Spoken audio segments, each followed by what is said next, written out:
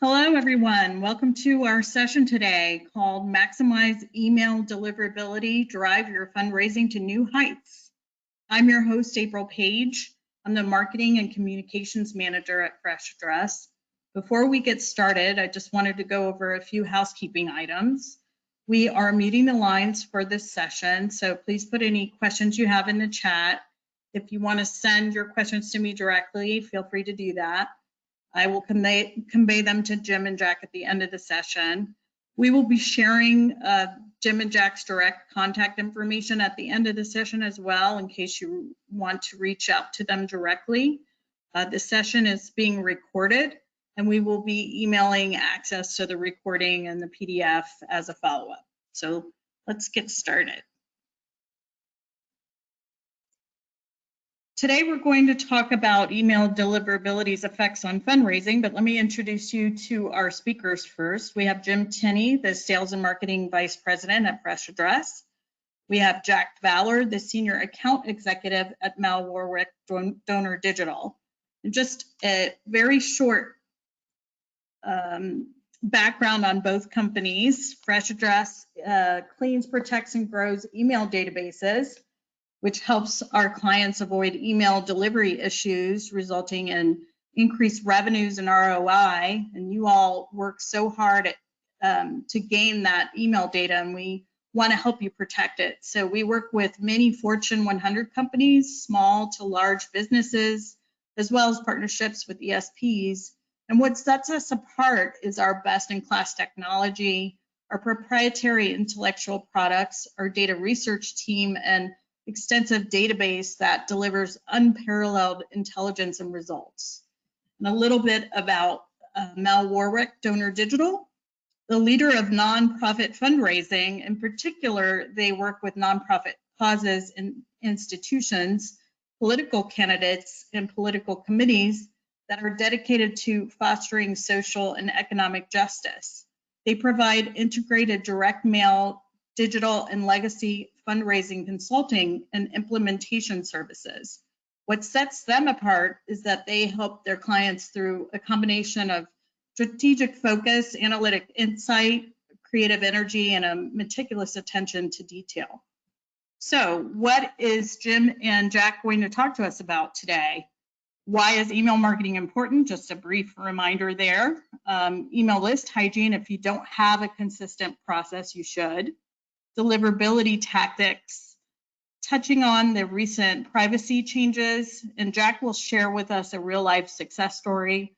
We will recap in the end what it all means to you, and then we're going to go into some questions. So without further ado, I'm going to hand it over to Jim. Excellent. Thank you, April. Thank you for the introduction and the setup. So I'm going to start off by talking about why email marketing is important. Couple of quick data points. So most people read email. There's really no other channel that's available to us as marketers where we can reach people where they happen to be. So if you think about email travels with your intended audience, they're able to read email when they have the time, wherever they may be. And data shows that most people read it frequently. 91% of consumers use email every day. COVID, the last 18 months, emails become even more important as a channel of communication, reaching people. And then email marketing still has the greatest return on investment out of any other marketing activity. We see ROI on email marketing anywhere from $35 to $44 per dollar spent. So very lucrative activity for marketers to take.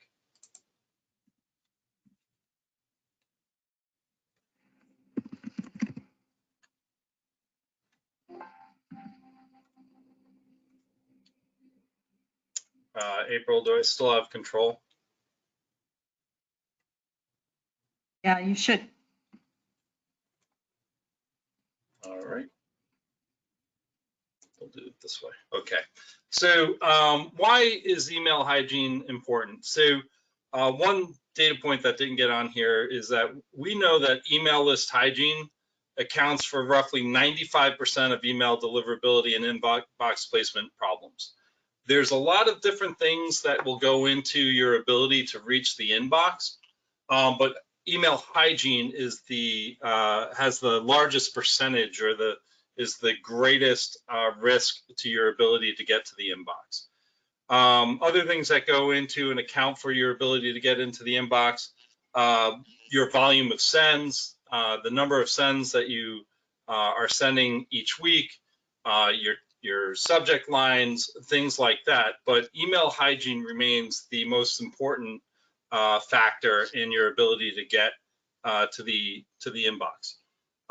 Besides that, there's also ways to increase your return on investment using email hygiene. One of those is correction technologies. So as an email goes through a validation process, that email can be checked to make sure that there are no spelling or syntax errors from the @ sign and to the right. Any spelling errors like double.com or Gmail instead of Gmail can be corrected automatically and then revalidated and tested to make sure that it's a true email address. This actually increases the number of emails, sendable emails, deliverable emails that you have in your list over time.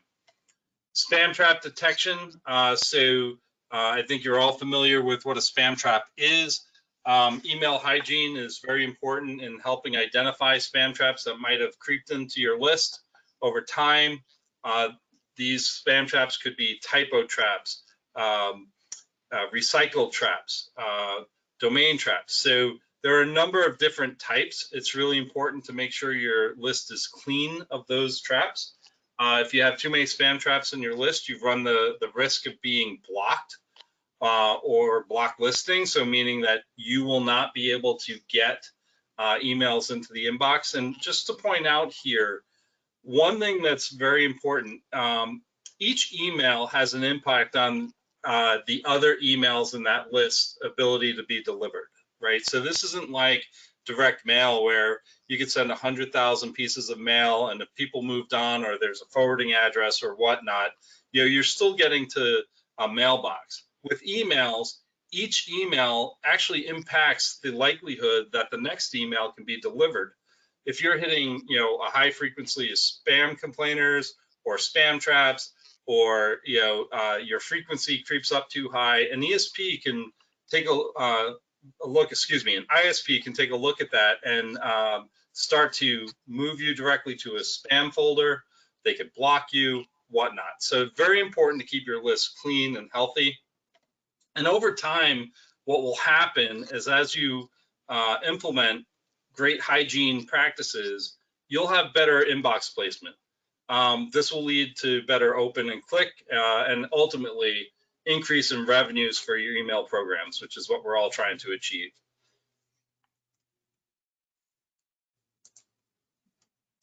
So I'm going to go a little deeper into email list hygiene and validation. So poor email costs your company money. I was just kind of explaining that as your email list quality goes down, it can have an impact on your healthy emails not getting to the desired inbox, therefore costing your company money. So you want to make sure to protect your email data asset by putting in good validation practices. There's many types of bad email addresses. I'm going to actually go through those on the next slide. You have to be aware of your acquisition sources, where those emails are coming from. There are so many different areas or points of entry that a bad email can sneak onto your list. Web forms, point of sale systems, call centers. Anytime an email is being entered, you should really think about validating in real time to make sure that only the good emails get into your list. And then it's proven that proper email hygiene will yield major results. So we're going to talk a little bit about cleaning and correcting in real time, keeping your list free of toxic email addresses, what this means for better inbox placement, higher engagement, and revenues, as mentioned before. And then, the point that I mentioned earlier, corrections is your ability to make sure that when someone is not on purpose, mistakenly entering an email address and they fat finger it with Gmail instead of Gmail, a correction technology can actually help you make sure that you capture the intended email from that user and protect you and grow your list along the way. So as promised, I said we would talk about some of the bad email addresses that are out there. Any one of these could, start to degrade your ability to get to the inbox and lower the ROI of your email efforts. First, there's the problematic addresses. These are the spam traps and the like that we were discussing earlier.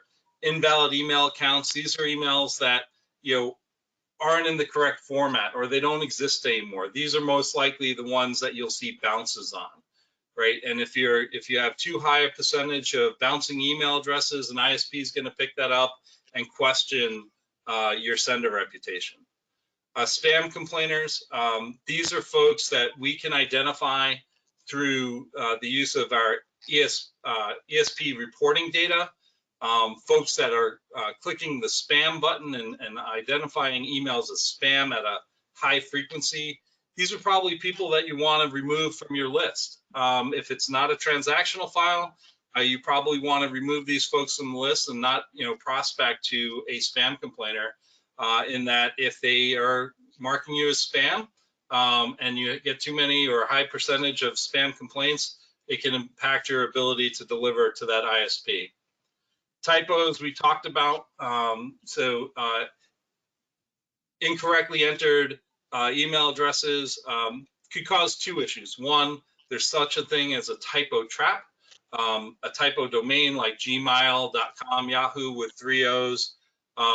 These are considered typo traps. So one, they're dangerous because they can be a spam trap, but two, when corrected and provide a proper and functioning email address, it increases the size of your list and the ability to reach that person. Role accounts, these are accounts that are general mailboxes that might be deliverable to multiple people. So you want to make sure that you stay away from these. There are some businesses that want to email to role accounts, but the reason why we suggest maybe suppressing role accounts is that if there's 20 people that have access to that email via role account, that's 20 opportunities for someone to hit the spam button or complain about receiving your email. And then bogus email addresses that just aren't real. They're made up, they're fictitious, they might have swear words in it. These will bounce and actually be non-deliverable. So how the proper email validation works, there's a 3-step, it's actually 19 different steps, but broken down into 3 major categories. It's check, correct, and protect. Check, we first want to make sure that an email is deliverable and that when you send that email, that actual email address exists and will be accepted. Step 2 is to correct. This is where we implement the spell check technology that is able to identify any spelling errors and syntax errors within an email, correct it, and then retest it to make sure it's deliverable. And then last process is protect. This is where you'll bounce the email addresses up against known databases of honeypots, spam traps, things like that, to make sure that you're removing as many spam traps from your list as possible. So we talked about points of entry and the importance of validating at points of entry. It is important to implement a real-time validation service. So if you think about, your web form will be the simplest one. If you allow people to just enter any email address in, they could give you fictitious data or even harmful data within an email address. You want to be able to actually validate as they enter the email address. So if they are entering a misspelling it can give a suggestion or prompt the user to re-enter. It will also check if it's even deliverable in real time and return a result within milliseconds. So this will protect you, and it helps you avoid entering bad data into your database. You're not going to waste time with marketing and sales following up on bad leads that enter into your databases. This data can be parsed out across multiple systems that you're utilizing, whether that be CRM, ERP systems, backend systems, or whatnot. It will help reduce your bounce rate in that only deliverable emails are getting into your system, and then highest quality of data being captured. This is just a quick example of what a real-time validation would look like. This is on a web form. So the person entered misssmith@gmail.com, or instead of the @ sign, they put an and sign. So in this setup, there is a prompt that comes up and suggests, did you mean to enter an @ sign, or your @ sign is missing, please re-enter. You can also set it up where this is done automatically so that the user doesn't even see it. So it's misssmith@gmail.com. It gets corrected, tested, and then as long as there's no additional issues, it's deliverable, the user experiences to move on. So with that, I'm going to turn it over to Jack to talk about deliverability tactics. Great. And Jack, before you get started, I just wanted to remind everybody, if anybody has any questions, please enter them into the chat. We're going to open it up towards the end, and I'm going to give those to Jack and Jim. So please feel free to enter them in the chat. Thank you. Go ahead, Jack. Thanks.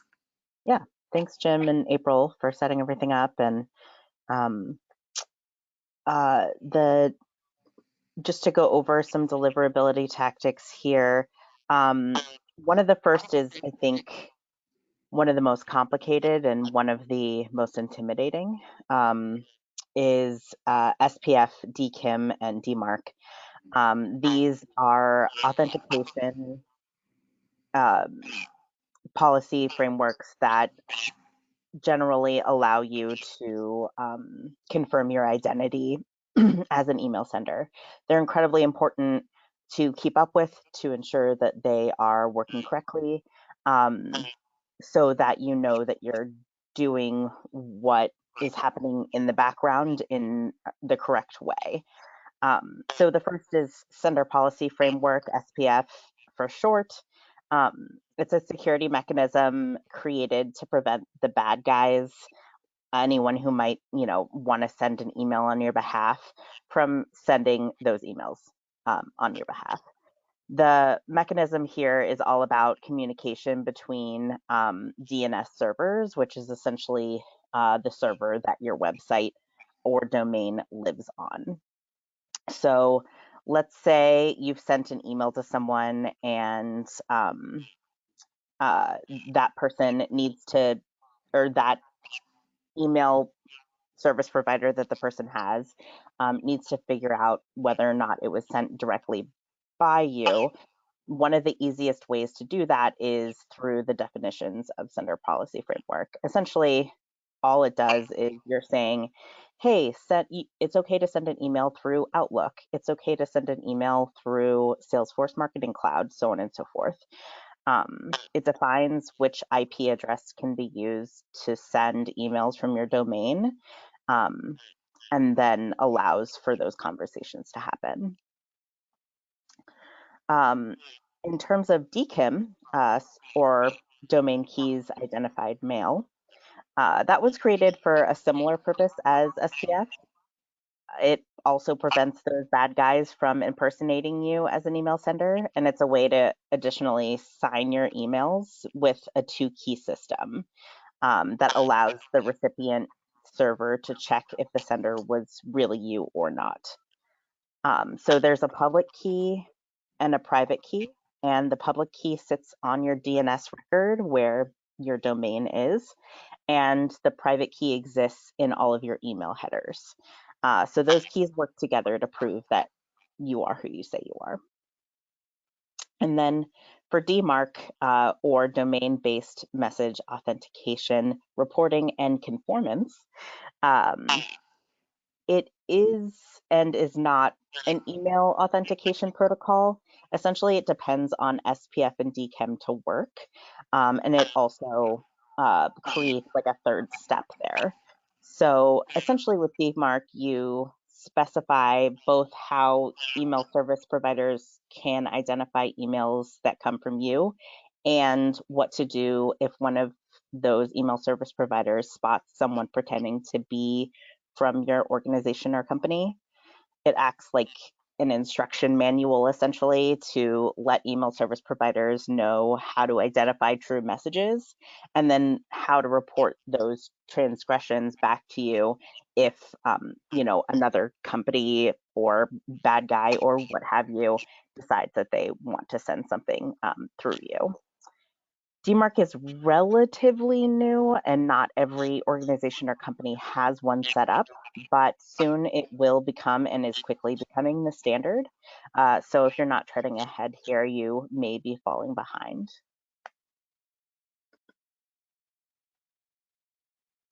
In terms of list growth and email hygiene, as you can see here, this chart is an actual chart of the percentage of overall nonprofit list growth that has gone down year over year since 2016 because of greater focus on email deliverability and list hygiene. These nonprofits are, of course, still adding a bunch of new names to their lists at high rates, but the number of inactive or quote unclean list members they're pulling in is also being combated by the number of list members they're culling at the same time. So that's something just to pay attention to as we go forward. Cleaning your email list means that you're sending emails to only those who are interested. And similar to what Jim was saying earlier, even if people are have already signed up for your email list, they may have forgotten that they did or decided that they don't want them anymore. And instead of hitting unsubscribe, they decide to hit the spam button. So it's really, really important to clean your email list to reduce the number of spam complaints and also to make sure that email service providers like Gmail, Yahoo, and others have less spam complaints to log and less reason to skip the inbox altogether when you send out messages.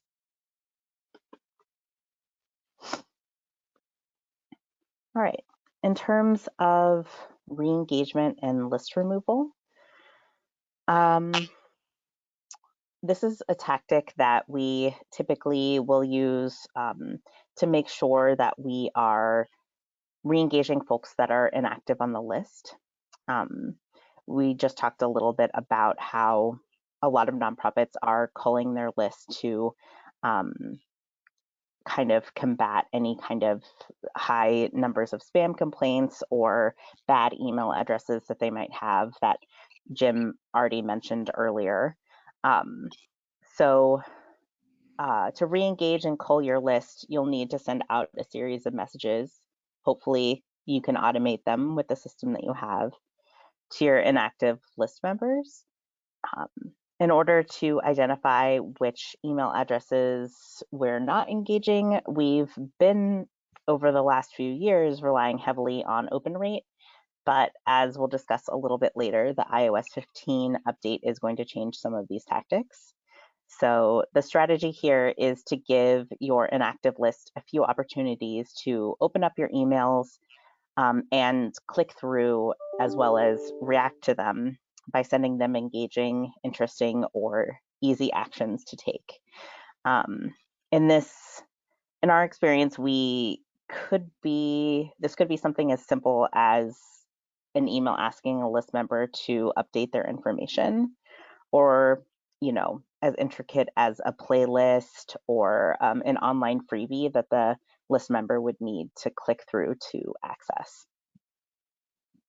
Once the re-engagement messages are done, then you should send out something like a win-back series or a series of win-back messages asking the remaining inactive list members whether they would like to be unsubscribed. That's kind of what this example is to the left here. Keeping these messages as engaging as possible with interesting subject lines and headers is incredibly important, and sending the message roughly 3-ish times, just with different subject lines, to make sure that people see it and have the chance to engage with it, especially if you're not able to really get in front of them because of your deliverability. Make sure that there are options there, even if a list member unsubscribes, to engage with your organization or company in other meaningful ways, like on social.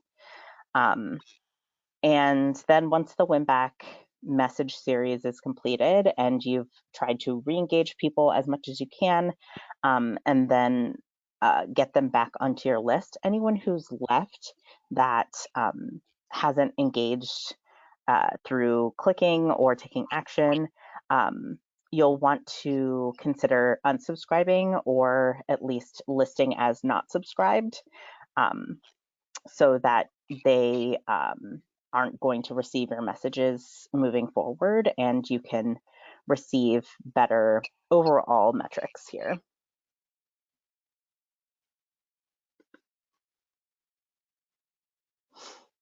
Okay, so in terms of the history of data protection changes, they're not new.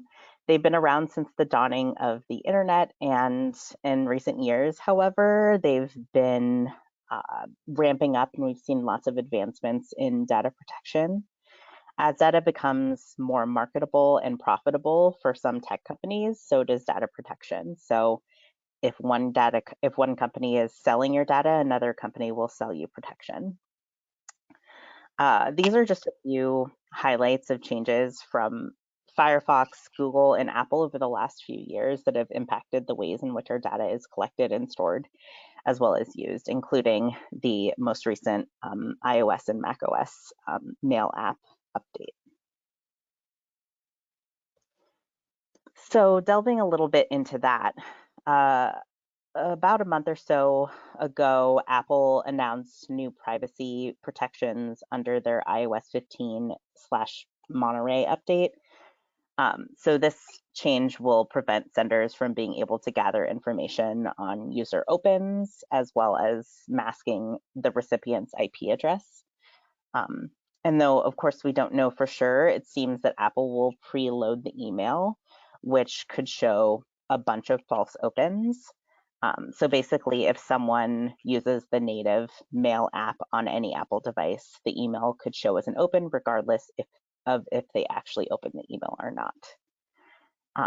This is vital information because 93.5% of all email opens on mobile and 58.4% of all email opens on desktop are in the Apple Mail app.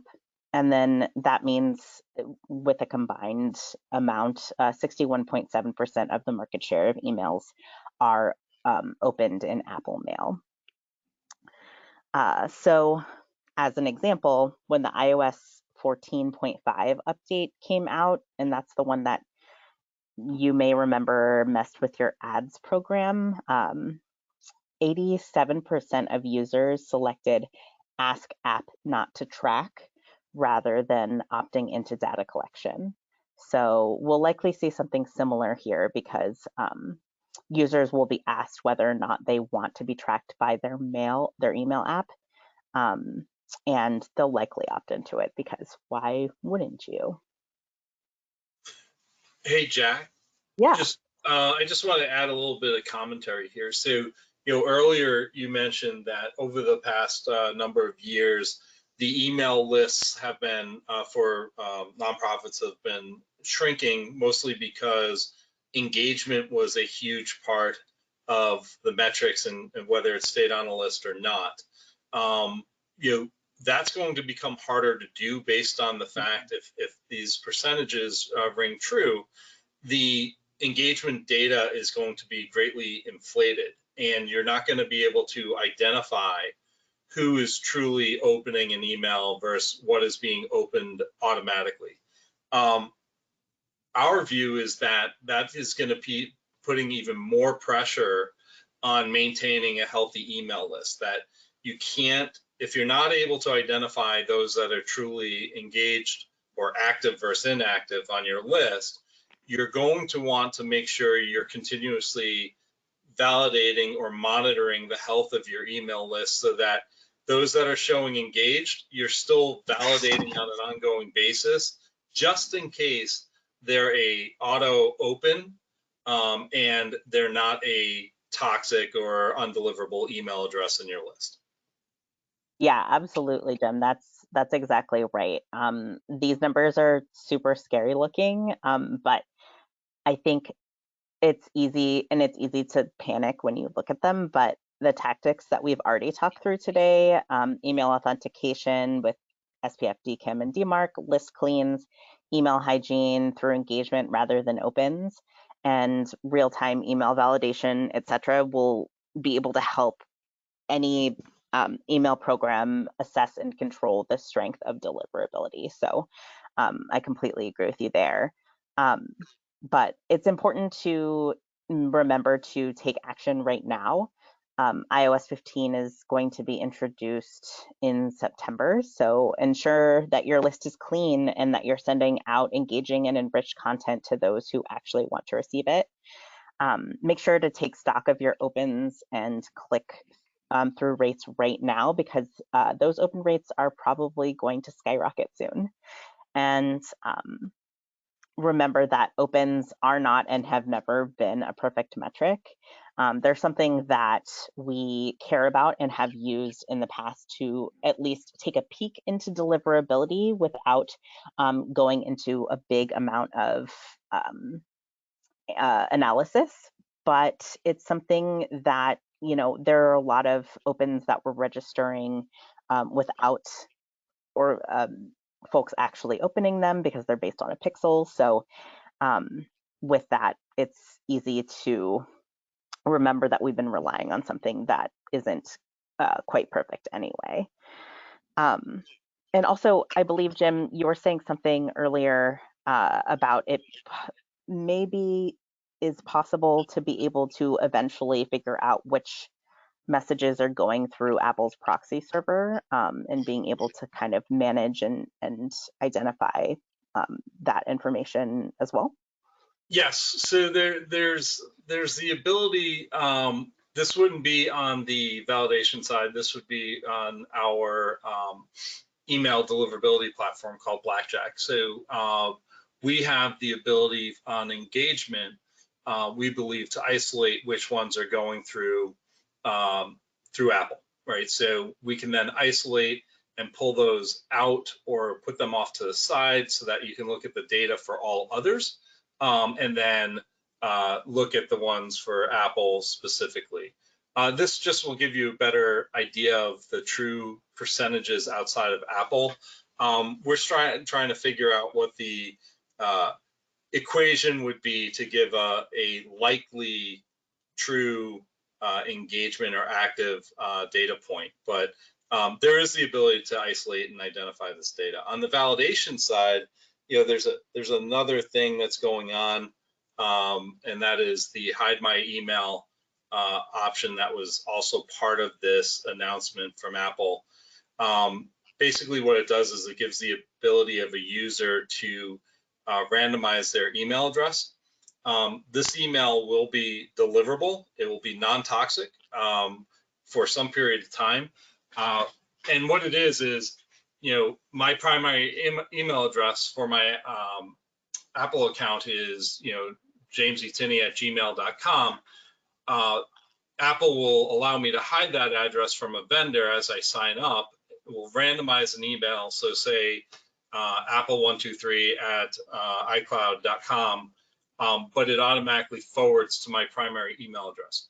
On the validation side, what we're seeing is, you know, these will still be deliverable. They will be non-toxic, but it's a wait and see what Apple's going to do with these randomized emails over time. You know, will they shut them down after a certain time period? Will they be watching and making sure that it's only delivered by the vendor that that email was used to sign up for? we're trying to figure that out. The good news is we know that we'll be able to identify a randomized email. We're just trying to figure out what we're going to do with those email addresses, how we're going to flag them.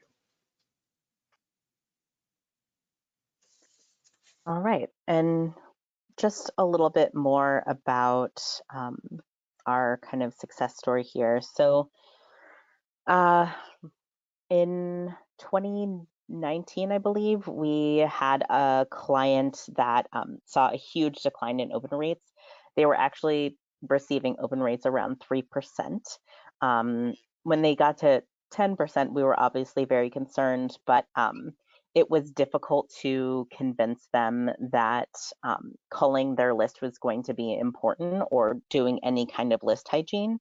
Until they got to 3%, and then they realized, oh, something may be wrong here. And so we made a bunch of changes to their overall program to make sure that they could have future success in their upcoming campaign for the end of the year for nonprofits, which if you're a nonprofit, you know is incredibly important.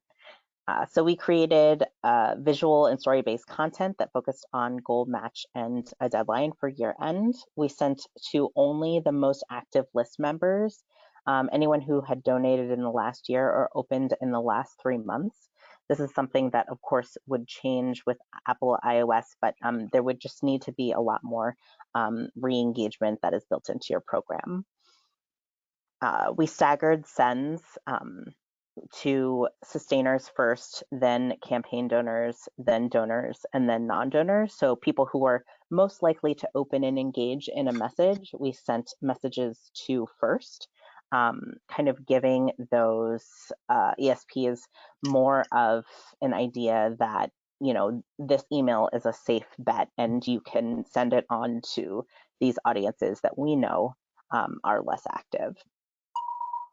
And then we work to safeguard technical aspects like authentication, SPF, DKIM, and DMARC, spam reputation, email encryption, and domain reputation. So as a result of a bunch of these tactics kind of being done all at the same time, we saw our open rate go up 25 to 25.32% for the following campaign. Our response rate went to 0.15%. The industry standard at the time was 0.06. And our gifts went up for the campaign 61%, with revenue going up 49%. So even though we were sending to about half of the people that we had previously been sending to, the people that we actually sent to really did want to receive these messages, and were maybe receiving all of the messages for the first time in a long time because the deliverability was just that bad. So it was a great success in terms of making sure that the messages that were going out were really engaging.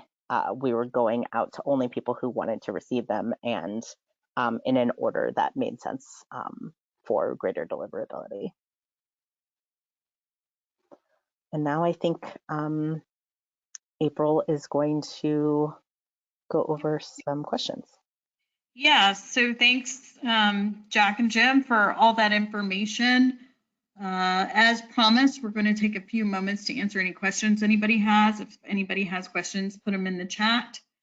Jack and Jim, I think I have a question for you here referring to the success case. What's the most important aspect of that? I mean, I know you went through who you're sending to and the validation and the content. You know, I think all of those are important in my mind, but I guess I want to hear from you, you know, which is most important. I think they all go in conjunction, but I'll let you answer that question.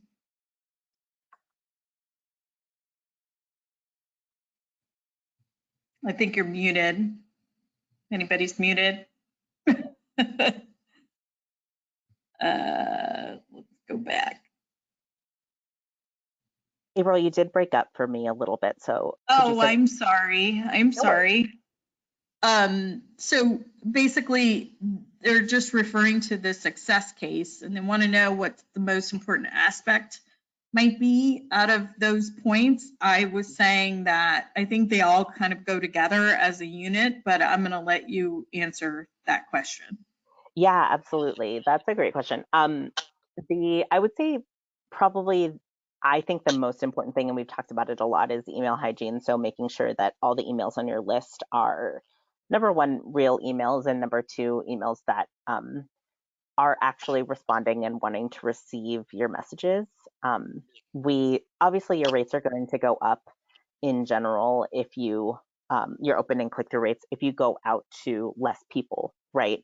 But your overall revenue generally wouldn't necessarily go up if you go out to less people, right?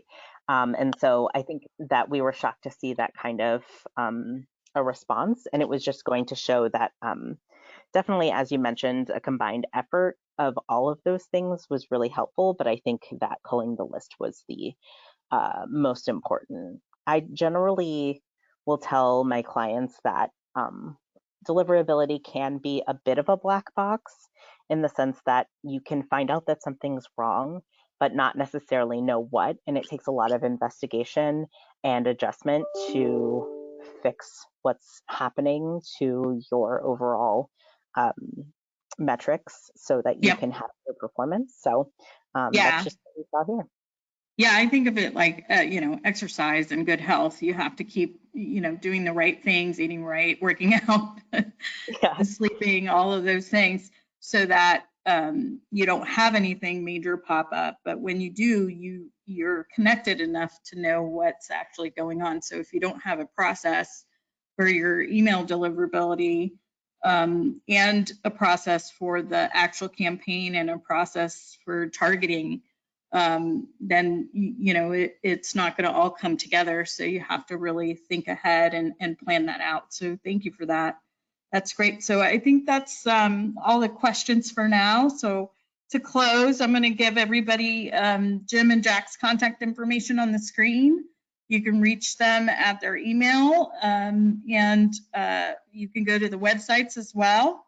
And again, we will follow up with the recording and the PDF after this session in an email. Thank you to everyone for taking the time today to join us and have a great day.